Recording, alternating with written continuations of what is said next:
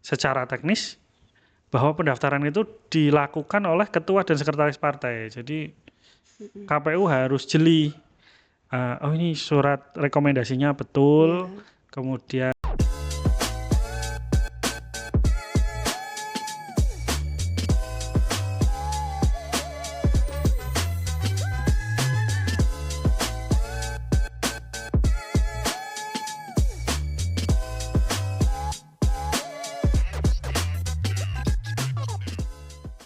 Assalamualaikum warahmatullahi wabarakatuh. Salam demokrasi.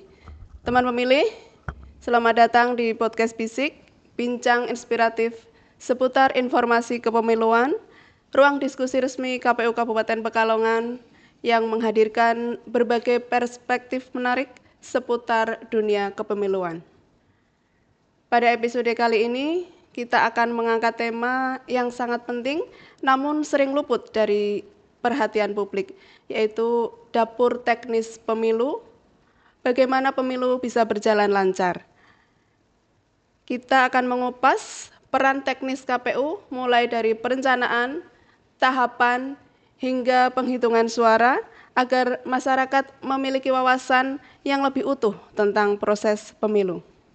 Telah hadir bersama kita narasumber Bapak Syafiq Naksabandi, Ketua Divisi Teknis Penyelenggaraan KPU Kabupaten Pekalongan. Selamat datang Pak Syafiq. Selamat datang Mbak Yanti. Ya, terima kasih Pak telah meluangkan waktunya untuk hadir di podcast Bisik KPU Kabupaten Pekalongan. Sebagai pengantar awal Pak, secara umum ya, apa yang dimaksud dengan divisi penyelenggaraan di KPU? Divisi teknis penyelenggaraan ya Mbak Yanti ya. Jadi divisi teknis penyelenggaraan itu divisi yang menjadi kalau kata ibarat kata itu tukang masaknya. Jadi data itu kan dari Datin itu ibaratnya bahan bakunya. Kalau dari divisi SDM itu mungkin resepnya, hukum itu apanya. Nah, teknis ini proses memasaknya. Jadi ketika semua yang sudah siap, data pemilihnya siap, ad hoc-nya siap, baik PPK, PPS, KPPS. Nah, teknis yang memandu supaya penyelenggaraan itu sesuai dengan aturan, sesuai yang diharapkan lah. Terus bagaimana proses perencanaan teknis penyelenggaraan, Pak? Perencanaan teknis yang tentu dilakukan oleh KPU ini diawali dari penyusunan tahapan ya. Jadi karena teknis itu tidak hanya hari H sebenarnya. Mungkin banyak yang salah kira bahwa teknis itu hanya di hari H coblosan. Ya memang itu bagian pentingnya. Tapi teknis itu dimulai sejak pendaftaran peserta, verifikasinya, kalau pemilihan kepala daerah ya pencalonannya, kemudian hari H pemilihan sampai perhitungannya dan rekap sampai penetapan hasil. Semua itu direncanakan dalam PKPU tahapan pemilu ya. Jadi setiap pemilihan baik pemilu maupun pilkada akan dimulai dengan penyusunan PKPU tahapan ya, peraturan KPU tentang tahapannya. Jadi kapan peserta daftar, kapan verifikasi, kapan ditetapkan, kapan kita coblosan, kapan ngitung, kapan rekap, sampai kapan penetapan hasil. Di tahapan pemilu menjadi sangat krusial ya Pak dalam aspek teknis ini. Ini mengapa Pak menjadi sangat krusial ini Pak? Krusial karena ya apa yang direncanakan selama berbulan-bulan, jadi kan tahapan pemilu itu 20 bulan ya, sekitar 20 atau 22 bulan itu umumnya. Itu krusial di titik-titik teknisnya, karena titik teknis ini waktunya mepet, nggak bisa sih ada perbaikan, tapi sangat sedikit karena waktu yang mepet itu jadi perbaikannya nggak bisa banyak. Intinya seakan-akan tuh nggak boleh salah. Walaupun ya namanya manusia kadang ada salahnya dan ada peluang perbaikannya. Misalnya waktu coblosan ada kesalahan apa ya ada sih solusinya. Cuma nggak bisa santai-santai gitu kira-kira, karena benar-benar dipacu dengan waktu. Harus benar, tepat waktu, benar tepat waktu begitu. Terus untuk dalam hal ini Pak, penetapan daerah pemilihan, Ya, apa tantangannya Pak dalam pemilihan sama penetapan dapil ya? oke. Di antara tahapan teknis betul sekali ini kalau untuk pemilihan legislatif itu penetapan daerah pemilihan. Tantangannya adalah menjaga penetapan dapil itu sesuai dengan prinsip-prinsip yang sudah ditentukan. Ada beberapa prinsip, misalnya karakter masyarakat. Jadi suatu dapil itu karakter masyarakatnya dikelompokkan yang seragam, kira-kira begitu. Selain banyak hal, misalnya ada geografis, tentu nggak bisa asal mencolok-mencolok, misalnya satu kajen, satu siwalan kok dijadikan satu. Tapi selain soal geografis itu soal karakter masyarakat tadi. Misalnya ada yang masyarakatnya agraris, ada yang masyarakatnya nelayan, ada yang perkotaan. Kemudian juga proporsionalitas kursi ya. Jadi kita kan kursinya ditentukan oleh undang-undang, berapa sih kursi totalnya untuk satu kabupaten. Kemudian ditentukan pula batasannya, minimal satu dapil itu berapa, maksimal berapa. Nah, itu harus dijaga proporsionalitasnya. Jangan sampai ada satu dapil, kira-kira bahasa awamnya tuh harga kursinya terlalu mahal, ada dapil lain yang harga kursinya murah. Nah, itu jangan sampai. Bukan murah ya, sedikit. Nah, jadi supaya proporsional antar dapil itu. Ditentukan dari apa Pak ini? Jumlah penduduk apa jumlah pemilih? Jumlah penduduk. Penduduk. Ya, jadi jumlah penduduk dikali jumlah kursi. Misalnya anggap saja sekarang jumlah penduduk Pekalongan tuh 1 juta. Kursinya kalau 1 juta itu 50. Kalau kemarin 45 karena belum ada 1 juta. 1 juta dibagi 50 berapa? Berapa Mbak Yanti 1 juta dibagi 50 ini?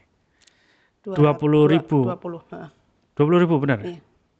Ya, 20.000 Iya, kali 10, 20.000. 200 kali Iya, 5 ya. iya. 20.000. Nah, berarti nanti dibagi satu dapil itu satu kecamatan dulu, misalnya satu kecamatan tuh berapa penduduknya. Beberapa yang saya ingat tuh kalau Kedunguni itu angkanya selalu mirip-mirip dengan tingkat kabupaten, tapi turun 1 digit. Jadi kalau kabupatennya 1 juta, berarti Kedunguni itu 100.000, kira-kira begitu. Nah, kalau 100.000 itu setara berapa kursi?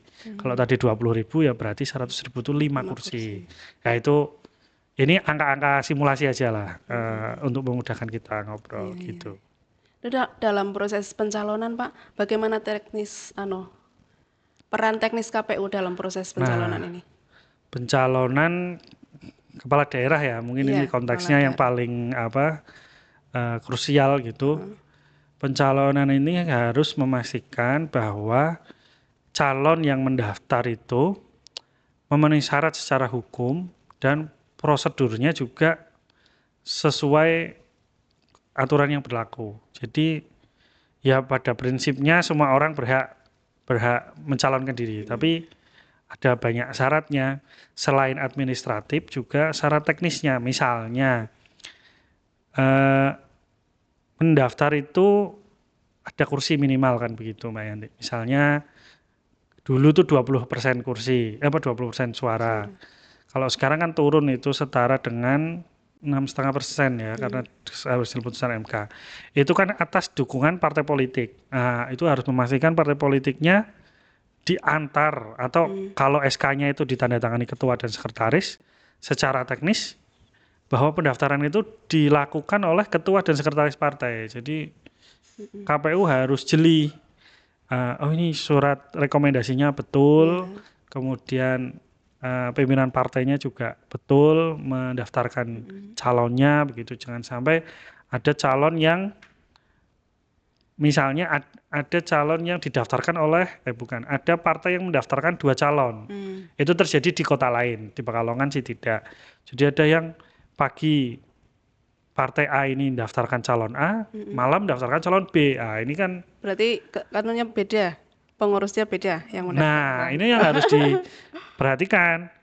Yang mana yang rekomendasinya benar kan begitu. Kemudian kalau sudah benar, misalnya sama-sama benar ini, sama-sama struktur pengurusnya sama, surat rekomendasinya sama-sama valid, itu yang dipakai yang duluan. Karena yang sekarang itu ada pasalnya pendaftaran itu nggak bisa dicabut. Jadi sudah daftarkan si A, nggak bisa cabut, ganti ke B. Ini yang oleh partai ya Pak. Kalau yang perseorangan Pak? Nah, kalau perseorangan lebih lebih teliti ya, karena butuh ketelitian karena persoalan itu terkait dengan syarat dukungan. Seperti yang kalau di pilkada kemarin untuk Kabupaten Pekalongan itu syarat dukungannya adalah 55.000 sekian KTP. Nah, 55.000 itu harus diverifikasi betul bahwa misalnya ada pendukung atas nama si A Iya. menyatakan dukungan kepada calon independen ini. Nah, itu harus diverifikasi betul nggak Anda menyatakan dukungan. Bayangkan itu melakukan untuk 55.000 KTP itu kan udah waktunya pasti Panjang. singkat. Iya. Ya relatif sih ya, cuma untuk dalam proses pemilu pasti kejar-kejaran gitu. Nah, itu harus teliti betul ini ini beneran mendukung, ini tidak, ini mendukung, ini tidak. Itu administrasi apa dengan Verfak, Pak itu? Administrasi dan Verfak. Cuma Dua-duanya. kita memang tidak kebagian melakukan ya karena Ya, nggak ada alhamdulillah pendaftar. sini tidak ada ya. Ya, Iya, nggak ada yang itu daftar. terkait pencalonan berarti sangat-sangat Iya, krusial ya, Pak. secara teknis harus mendetail, secara substansial harus sesuai aturan gitu. Lalu Pak, untuk terkait yang logistik, kita pindah ke logistik. Seringkali publik hanya melihat bilik dan surat suara. Ya, Padahal logistik pemilu ini jauh lebih kompleks ya. Bisa betul. dijelaskan, Pak? Nah, logistik ini mungkin memang divisi penyediaannya divisi logistik, tapi yang make ya kita Divisi semua. teknik. Atau yang itu menjamin kelancaran teknisnya. Misalnya sederhana. Di suatu TPS kan harusnya dapat 4 bilik. Iya. 4 bilik ya. Tapi bantalan coblosnya cuma 2. Atau bantalan coblosnya 4, pakunya cuma 2. Oh ya. Akhirnya kan itu menghambat ya, mengganggu. Yang harusnya bisa 4 bilik itu jalan semua. Nah, ini gimana? Kalau cuma 2, secara hukum boleh apa enggak? Kok yang jalan cuma 2, pertimbangannya apa kan begitu. Nah, jadi memang krusial gitu logistik itu karena dan itu kadang luput. Misalnya nih sederhana. Waktu distribusi logistik hujan. Musim hujan. Kemarin kan pemilu musim hujan semua. Iya. Terus basah. Sekarang kita kan pakai duplek. Kalau kena air basah. Wah, itu rusak. gimana dong? Gantinya gimana? Kan nggak semudah ini. Kita kan nggak punya cadangan. Misalnya surat suara itu kalau sekarang, saya nggak tahu dulunya ini dulu tahun berapa, tapi konon katanya dulu tidak begitu. Lebihan surat suara itu dimusnahkan. H-1 ya dimusnahkan. Harus musnah. Jadi misalnya Pekalongan itu DPT-nya 734.636 ditambah 2%. Iya. Misalnya ketemu angka berapa lah? 750.000 misalnya. Kemudian surat suara yang diterima itu 755.000. Iya. Lebih 5.000 itu. Harus dimusnahkan. Sebelum hari H ya, Pak? Sebelum hari H. Nah, nanti di hari H seringkali terjadi suatu TPS kekurangan surat suara. Kekurangan ini ada 2, bisa jadi kurang karena hitungannya. Jadi misalnya di situ harusnya 400 suara, kok cuma 398 kan kurang 2. Ya. Tapi ada kekurangan yang fatal kalau sampai pemilih tidak terlayani, orang mau nyoblos surat suaranya kurang. Nah, ini bahaya. Kalau saja tidak dimusnahkan kan gampang ngambilnya itu. Oh, itu di gudang sisa berapa bawa. Tapi kan ini sudah dimusnahkan. Lah, ini kekurangan surat suaranya dari mana? Akhirnya kita harus mengecek laporan dari TPS-TPS sebelahnya. Apakah ada yang kelebihan? Ya namanya manusia, waktu kita sortir lipat bisa jadi selisih lah. Tadi udah ngitung pas 400, masukin ternyata pas di TPS dibuka cuma 395, kurang 5. Di sisi lain, di tempat lain ada yang 400, dapatnya 405. Kelebihan. Nah, ini geser kan akhirnya butuh geser. Nah, inilah logistik aturannya sekarang begitu. Kalau dulu saya ingatlah obrolan KPU senior itu, tapi saya lupa tahunnya berapa, di pemilu berapa itu surat suara sisa itu nggak dimusnahkan. Sehingga ketika kurang ya udah ambil dari kantor. Tapi kalau sekarang kurang harus cek ke TPS sebelah. Lah kalau TPS sebelahnya ngepas, masa kita minta kan gimana? Bisa enggak ke kecamatan lain? Bisa dalam dalam kondisi TPS tetangganya habis semua. Kalau memang TPS tetangganya habis semua, ya kita minta ke tetangga lain, ke tetangga kecamatan. Tapi kan mekanismenya tidak semudah itu Iya, ya. iya. Pergeseran surat suara tuh harus diketahui Bawaslu, dikawal polisi, ya segitulah. Sangat rumit, Ya. detail ya Pak. Terus terkait pemungutan suara di TPS Pak, apa saja aspek teknis yang harus dijaga saat pemungutan suara ini? Nah, aspek teknis dalam pemungutan suara di TPS itu pada intinya menjamin semua proses itu sesuai dengan aturan hukum yang berlaku. Tidak boleh ada yang di luar aturan hukum itu atau melanggar. Mulai dari membuka kotaknya, sumpahnya, waktunya, jam 7 harus mulai misalnya.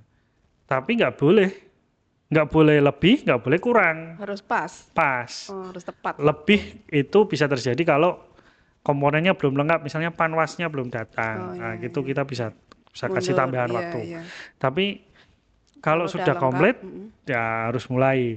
Tapi dipercepat juga nggak boleh. Setengah 7 gitu iya, sudah dibuka, nggak boleh nggak juga. boleh. Karena bisa jadi saksi ada yang belum hadir. Kan boleh saksi datang jam 7. Kalau saksi diundang jam 7, datang jam 7 dong lah. Iya, Kalau iya, iya. sudah dibuka duluan sebelum jam 7, berarti KPU-nya yang salah. Ya dari yang teknis semacam itu sampai teknis mengatur pemilih. Misalnya ada pemilih khusus atau pemilih pindahan, Kebutuhan khusus. tambahan atau pindahan, datangnya jam 7, boleh apa enggak. Ah, ini yang teknis-teknis begitu juga. Tapi semuanya itu demi supaya semua proses itu sesuai aturan hukum, sesuai payung hukum. Tidak boleh kayak manajemen apa adanya gitulah. Yang penting kelakon itu enggak bisa. Dan netralitas KPPS juga diutamakan ya Pak? Oh, itu sangat penting sekali karena KPPS ini punya krusial ya. Jadi kita ini kan kalau mau nakal itu pikirannya banyak, Mbak Yanti. Jadi orang kalau mau nakal tuh pikirannya banyak di luar bayangan kita Iya. gitu. Nah, kita harus memastikan KPPS-nya netral, tidak macam-macam. Hal yang diatur misalnya itu tidak boleh memberikan instruksi kepada pemilih untuk memilih seseorang atau tidak boleh memberi tanda kepada surat suara dari pemilih. Misalnya yang nyoblos Mbak Yanti nih, surat suaranya saya kasih titik tik gitu. Nah, ini buat nanti kalau pas penghitungan suara saya lihat, oh ini ada titiknya nih, berarti Mbak Yanti tadi milihnya si A, siapa. iya. Itu kan nggak mungkin dong orang ngasih titik itu iseng, itu nggak mungkin, pasti ada tujuannya. Nah itu pasti kaitannya dengan netralitas. Ya. Berarti semua proses di TPS ini harus sesuai SOP ya Pak, agar hak pilih warga ini terlindungi. Betul, jadi memang substansinya adalah orang yang punya hak pilih supaya bisa milih. Orang yang punya hak pilih itu kan sudah 17 tahun, kemudian menikah atau kalau belum kurang dari 17 berarti sudah menikah. Supaya orang yang punya hak pilih pasti bisa memilih, dan supaya tidak orang yang sudah punya hak pilih bisa memilih tapi hanya satu kali. Memastikan hanya satu kali dia boleh menyalurkan hak pilihnya. Nggak boleh satu orang menyoblos lebih dari satu kali, atau nggak boleh orang yang tidak terdaftar tahu-tahu nyoblos. Orang tidak terdaftar kan bisa jadi di luar hak pilih, misalnya baru 15 tahun tahu-tahu masuk nyoblos, atau tidak terdaftar itu dalam arti tidak terdaftar di TPS tersebut. Dia harusnya pemilih TPS 2 tiba-tiba nyoblos di TPS 1. Pertanyaannya, kalau dia nyoblos di TPS 1, dia nyoblos nggak di TPS 2-nya kan begitu. Kalau ternyata dia nyoblos juga di TPS 2, wah berarti kan ganda nyoblos 2 kali hitungannya. Itu bisa menyebabkan pemilihan suara ulang. Selisih ya Pak, nanti ada selisih berarti ya? Iya, ada selisih dan akhirnya menyebabkan pemilihan suara ulang. Artinya suara rakyat itu yang harusnya cuma satu kali lebih dari satu kali. Terus Pak, berarti setelah pemungutan kan nanti penghitungan dan rekapitulasi. Siap. Nah, bagaimana mekanisme penghitungan dan rekapitulasi suara ini agar tetap transparan? Nah, penghitungan kan dilaksanakan sesudah coblosan ya. Coblosan selesai jam 13. Habis itu perhitungan. Perhitungan ini supaya transparan, tentu perhitungan harus dilakukan di tempat yang bisa diakses masyarakat. Walaupun masyarakat tidak boleh masuk ke dalam bilik ya, bukan bilik apa, TPS. TPS, tapi harus bisa dilihat. Selain memang di dalam ada panwas, ada saksi gitu, ada pemantau misalnya ada. Nah, apa namanya, harus bisa dipantau, nggak boleh remang-remang cahayanya, nggak boleh bisik-bisik, jadi boleh bisik-bisik nih Mbak Yanti. Iya, iya. Suaranya harus jelas Jelas, gitu, pakai mikrofon misalnya supaya semua orang apa namanya dengar. bisa memantau Iya. gitu ya. Kemudian kalau rekap itu berjenjang, setelah dari TPS nanti rekap dulu di kecamatan, kemudian dari rekap kecamatan ke kabupaten, kabupaten ke provinsi, provinsi ke nasional. Di rekap juga sama, jadi bahkan kalau sekarang semua proses rekap itu live YouTube. Jadi masyarakat tidak harus Datang ke KPU. datang ke ya, Pak. KPU atau ke kecamatan karena ya ada kapasitas keterbatasan tempat, tapi bisa juga nonton di YouTube. YouTube. Nah, itu bisa sangat transparan sekali. Iya, iya. Berarti ini pemanfaatan teknologi ya, Pak. Betul, itu di Terus antara peran pemanfaatan teknologi. teknologi dalam mendukung teknis pemilu itu apa lagi, Pak? Nah, kita memang harus bergerak ke depan sesuai dengan perkembangan zaman. Nah, sekarang kan sudah, kalau bahasa orang tuh internet 4.0 gitu Mbak Yanti ya. Jadi ya masa kita sepenuhnya masih manual kan, harus mulai beralih. Nah, untuk di pemilu kemarin kita sudah pakai Sirekap ya untuk teknis. Di yang lain, di divisi lain banyak lagi sistem-sistemnya, tapi di teknis nih yang terutama Sirekap. Sirekap ini sistem informasi rekapitulasi. Jadi setelah penghitungan di TPS, C hasil itu difoto, nanti diupload ke sistem Sirekap. Sirekap ini akan membaca angka-angka di situ. Misalnya jumlah pemilihnya berapa, 350. Terus sampai suara-suaranya, partai A berapa, partai B berapa, caleg nomor 1 berapa, caleg nomor 2 berapa. Sehingga hasil pembacaannya itu bisa dibaca oleh masyarakat. Tentu fotonya juga bisa dilihat oleh masyarakat. Jadi sekarang ini C hasil atau C plano itu sudah enggak seperti dulu yang susah dicari harusnya. Karena ada di website. Bahkan untuk yang pilkada kemarin itu udah 100%.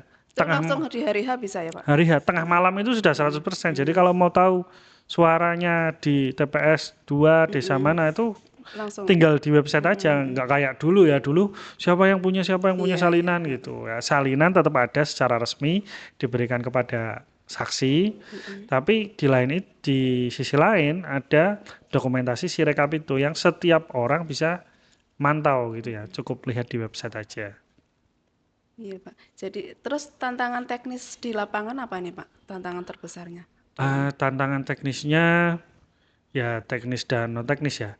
Memang kadang ada hal-hal yang di luar perkiraan. Misalnya di pemilu kemarin itu kita waspada bencana alam, maksudnya faktor alam kayak banjir itu di longsor itu misalnya, atau listrik mati waktu perhitungan itu di daerah-daerah atas.